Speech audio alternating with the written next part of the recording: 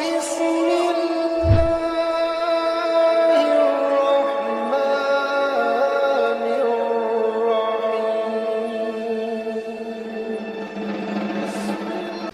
اس قابل نہیں ہے. میں تھائی لینڈ میں نے ایک پورا مندر, ان کے ہول سیل مارکیٹ دیکھی بتوں کی, بھگوانوں کی.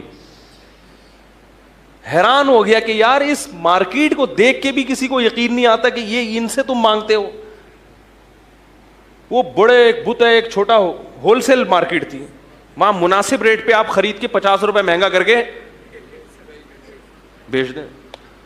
ہے بھائی, یہ تو ایسا ہی ہو گیا, ابا آپ نے گروی رکھوا دیا کہیں دکان پہ, ٹھیک ہے, اور قرضہ لے لیا یا اس سے راشن ڈلوا لیا.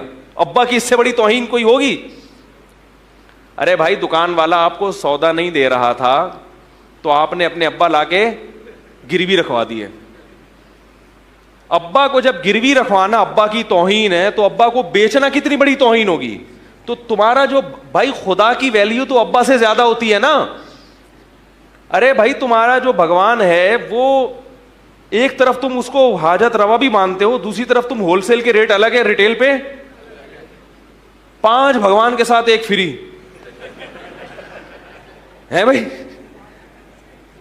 تو ٹھیک ہے, ہم کسی کے نظریات کو ہم زبردستی اپنا نظریہ مسلط نہیں کریں گے, لیکن ہم عبادت کے لیے مندر جانے کے قائل, ہاں ویسی وزٹ کے لیے جائیں کہ بھائی کیا ہو رہا ہے, وہ ایک الگ چیز ہے. تو ہم اس کے قائل نہیں ہیں بھائی. کیوں؟ ہمارے ذہن اس کو قبول نہیں کرتا. ہم ایک اللہ کے ماننے والے ہیں, اور خدا کی قسم میں ہندوؤں سے کہتا ہوں, دیکھو تعصب چھوڑ دو, ایک اللہ کو مان کے دیکھو, مزہ نہ آئے تو پیسے واپس. بڑا مزہ ایک اللہ کو, کیونکہ آپ کو پتا ہے یہی سب کچھ کر سکتا ہے. خدا کی قسم, ایک اللہ کو ماننے کا جو بہت بڑا فائدہ ہے, اگر آپ سے کبھی اس اللہ کی نافرمانی ہو تو معافی مانگنے کا بھی اللہ نے اس میں مزہ رکھا ہے. ہم ایک اللہ کو مانتے ہیں تو ٹینشن یہ ہے نا کہ پھر اس کی ساری باتیں ماننی پڑیں گی, بڑی چوڑے میں آ جائیں گے بھائی, یہ مسئلہ ہوتا ہے نا بھائی. اسلام کو فالو کرنے میں غیر مسلم کو سب سے بڑی ٹینشن یہ ہوتی ہے کہ اسلام کو فالو کرو تو اتنے سارے احکامات ہیں اس میں, تو بھائی اس میں تو یہ بھی ہے, اس میں تو یہ بھی ہے, اس میں تو یہ بھی ہے. ٹھیک ہے بھائی, اسلام میں بہت سارے احکامات ہیں, لیکن اگر ان احکام کو آپ نے توڑ دیا تو معافی کا آپشن بھی اسلام نے دیا ہے. اور وہ کس سے مانگنی ہے معافی؟ وہ کسی مخلوق سے نہیں, وہ اسی اللہ سے جس کی نافرمانی کر کے آپ نے اس کو ناراض کیا ہے, اسی کے سامنے سر جھکاؤ. کسی کو بتانے کی ضرورت نہیں ہے.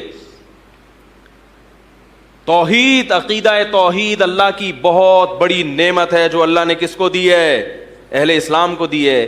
یہ اہل اسلام کے علاوہ کسی کے پاس یہ نعمت نہیں ہے. اللہ نے قرآن میں کیا فرمایا؟ ضرب اللہ مثلا رجلا فیہ شرکاء متشاکسون ورجلا سلما لرجل هل یستویان مثلا. کیا خوبصورت مثال ہے. فرمایا بتاؤ, ایک آدمی کا ایک آقا ہو, ایک آدمی کے سینکڑوں آقا ہیں, اس کو بھی خوش کرے گا. ایک غلام ہے جس کے کئی بھگوان ہیں, کئی آقا ہیں, اس کو پتہ ہے اس آقا کو بھی خوش کرنا ہے, اس کو بھی خوش کرنا ہے, اس کو بھی خوش کرنا ہے, اس کو بھی خوش کرنا ہے. اور وہ متشاکسون, آپس میں پھڈے باز بھی ہیں, پھڈے باز بھی ہیں. اس کو خوش کرو گے تو وہ کیا ہو رہا ہے؟ ناراض. اس کو خوش کرو گے تو وہ ناراض. اللہ فرماتے ہیں یہ زیادہ سکون میں ہے. وَرَجُلًا سَلَمًا لِرَجُلٍ, یا جس کا صرف ایک مولا ہو, ایک آقا ہو, ایک آقا ہو. کون سکون میں ہوگا؟ ہمیں پتا ہے ہمارا اصل صرف اللہ ہے, باقی دنیا گئی کہاں؟ تیل لینے. کیا خیال ہے؟ ایک ٹریک پہ چلتا ہے انسان. لوگوں نے, کسی نے, اچھا اس میں صرف حقیقی توحید بھی ہے اور ریاکاری سے بھی انسان کی جان چھوٹتی ہے, اور معاشرے اور تہذیبوں کا جو غلام بنتا ہے, اس سے بھی, اس غلامی سے بھی اللہ آپ کو نکال لیتے ہیں.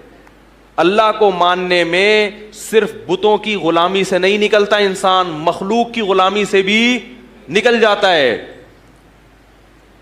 آپ کوئی کام کرنا چاہو, معاشرہ آپ کو نہیں کرنے دے گا. آپ اگر اللہ کو مانتے ہو تو اللہ کی طرف سے پرمیشن ہے, دنیا گئی. بولو بھائی, آپ کا ضمیر مطمئن ہوگا بھائی اللہ کی طرف سے پرمیشن ہے. مثال تو آپ سمجھ ہی گئے ہوں گے, دینے کی ضرورت نہیں ہے. کیا خیال ہے؟ کوئی بھی کام کرنا چاہو, اپنا حق لینا چاہو وراثت میں.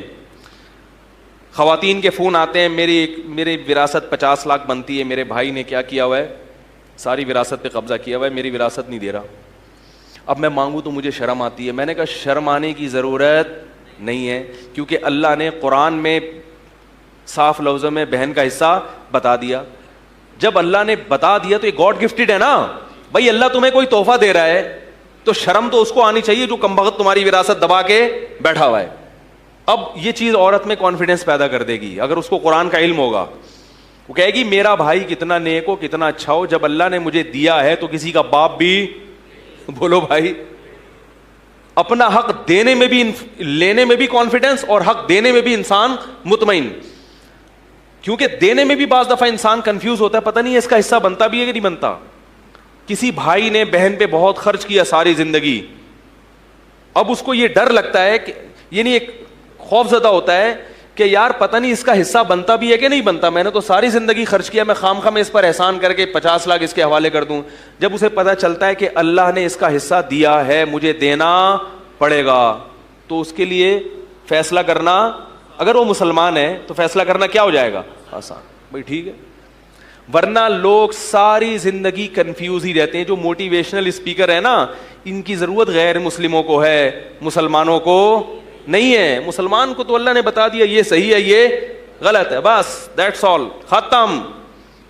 مسلمان کو سکون کے لیے تقدیر کا عقیدہ, بولو بھائی, کافی ہے. رفیعت الاقلام وجفت الصحف, فرمایا تقدیر میں اللہ نے جو لکھنا تھا لکھ دیا, اور قلم کی سیاہی خشک ہو گئی ہے, اس میں چینجنگ نہیں ہو سکتی. جو غم تمہاری قسمت میں آنا ہے وہ آ کر رہے گا, جو خوشی تمہاری قسمت میں آنی ہے وہ آ کر رہے گی. کسی میں دم نہیں ہے کہ جو آنے والی خوشی ہے اس کو ٹال دے یا آنے والے غم کو دور کر دے. لہذا قرآن نے کہا لکی لا تأسوا علی ما فاتکم ولا تفرحوا بما آتاکم, جب خوشی ملا کرے تو خوش ہوا کرو مگر اترایا مت کرو, کیونکہ یہ اللہ نے لکھی ہوئی تھی. اور جب غم آیا کرے تو مایوس مت ہوا کرو, کیونکہ جو چیز ہونی ہی تھی اس پہ غم کرنا بے وقوفی ہو, تو ہو کے رہنا تھا وہ. یہ آپشن غیر مسلم کے پاس, بولو نا یار, نہیں, یہ ان کے پاس نہیں ہے. یہ اس لیے سکون میں ہی نہیں ہے, مصنوعی طریقے سے وہ خوش رہنے کی کوششوں میں لگے ہوئے ہیں.